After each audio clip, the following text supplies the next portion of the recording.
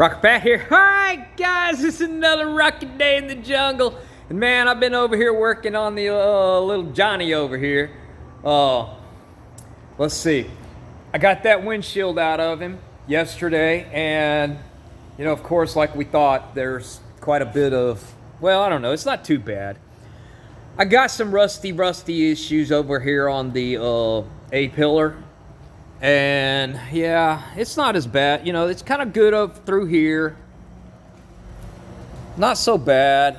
Start seeing a little bit of spotting coming through this zone right here. And it looks like the worst of it is right here. Right through here. Now the problem with this one is that it's got a bunch of compound. These things are not straight. Don't ever think anything straight. So we got rolling this way, we got a back cut this way, and it's got to have a curve to it. Okay, so I don't know, let's see how I'm gonna fix that. So what I went and did is over here on this A-pillar, okay, I've got some holes up in here. So what I did is I took a piece of sheet metal, it's 18 gauge metal, got it all clean. I took well, let me show you up here. So here's the second one I started. So as you can see, I just take a big piece of sheet metal and I pushed it down on this side and I pushed it down on this side, you know, getting up on top of it and pushing hard, right? So I did the same thing over here. And once I got where there was a piece of this metal that was laying flat on top of the existing, because the existing's still up under here right now. Once I got that laying flat and it was flush, there was no rocking and everything, and even though I bent it one way, I actually had to turn the metal a little bit to the side to get everything to roll just right. Once I did that, what I did is I found out where my bottom line was and my top line, and I took it over to my brake right there from Harbor Freight, the 3-in-1 slip roll brake and shear, and I gave it a 90-degree that got me around this corner right here. So what I'm gonna do next, okay, is it's sitting on top of everything right now. The next thing I'm gonna do is I'm gonna cut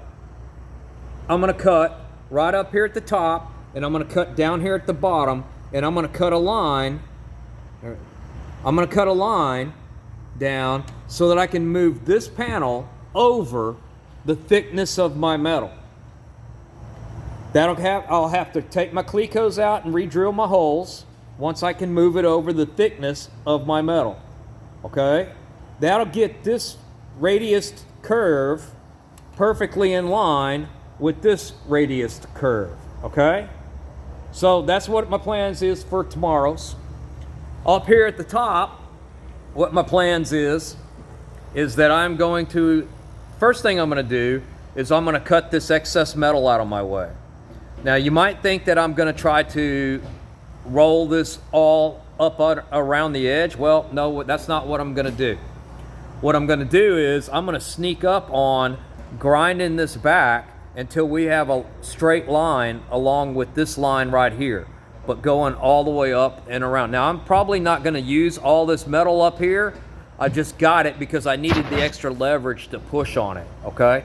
So I'm gonna remove all this metal until we got a panel that's right up against the side. At that point, I'm gonna take another sliver of metal like this, and we're gonna place it in this way, okay? We're gonna place it in like so, up and around as far as I need to go, and then I'm gonna weld these two pieces together, okay?